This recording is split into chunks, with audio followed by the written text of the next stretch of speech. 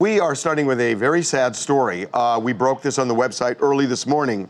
Chris Soules, who was one of the Bachelors, he was in season 19, 2015. He was arrested today. Arrested for, well, getting in a fatal car accident. Fatal car accident. He was driving his car down the road in Iowa, in rural Iowa, when he hit the back of a John Deere tractor. The tractor flipped over and killed the man who was driving the tractor, a 66-year-old farmer named Kenny Mosier. And here's the problem. According to cops, Chris fled the scene. And that is a crime. And that's a crime in most states. You are not allowed to leave the scene of an accident that causes property damage or injury. Fatality, or injury and, or fatality. And he did, according to cops. And they went on the hunt because witnesses spotted him. This is a small area. Remember, he's a farmer. He lives in that area. He was driving a Chevy pickup. They knew who it was. And witnesses said, we saw the guy. It's Chris. And what the cops did was they ended up finding him in another house. I don't know how they found the other house, but they did, but it took several hours. So they arrested him, and he has been charged with a felony, which is leaving the scene of an accident causing death. That's the technical term. And he was in court this morning, and he didn't have a lawyer at the time, but this is what it looked like in court when they set his bail at $10,000. Sir, have you received a copy of the complaint? I believe so. This is for the complaint, Evanson. Yes. Make sure you speak up nice and loud so Ms. Spellman can hear you. Yes, I have. And is your name spelled correctly? Yes, ma'am.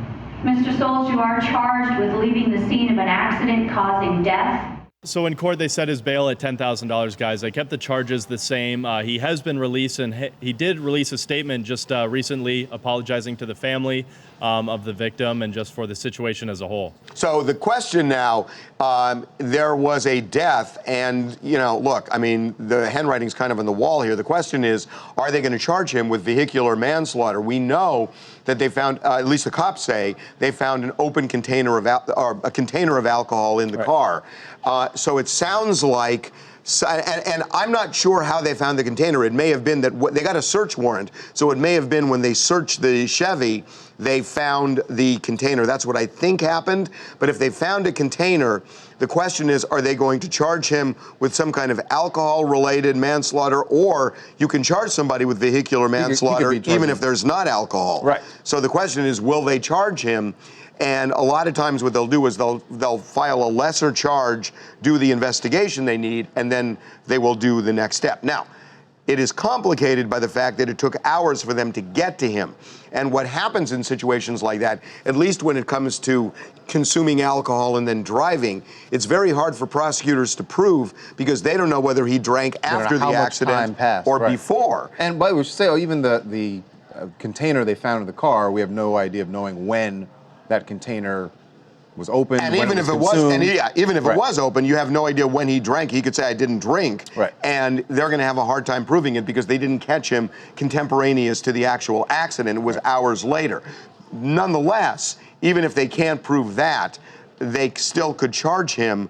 Now, we have heard rumblings. We've got to find out about this tractor. We've got to find out were there lights on. You know, we don't know all the circumstances, and it's obviously too early. It did happen right around, would have been around dusk. 8:20. 8:20, right. So, you know, a lot needs to be known, which is one of the reasons why they may have held off on making a decision on other charges. Right. By the way, we should thank KWWL in Iowa for the footage in court.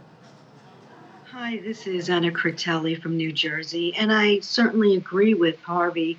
It does appear that he could have been drinking prior to it and may have been trying to avoid being caught under the influence of alcohol. It's a very sad circumstance indeed, and I hope that it certainly gets resolved one way or another. I hate to see that happen to anyone. A loss in their family. Yeah, no, and you know, it's one of those things where, you know, people always say, and this is what I've learned throughout my life, we're going to move on, but, you know, it's like life-changing events happen in seconds, not months or years. Right. And this is one. Make sure to subscribe to TMZ Live to keep up to date on the latest entertainment news. And if you want to keep watching, click on one of these videos right now.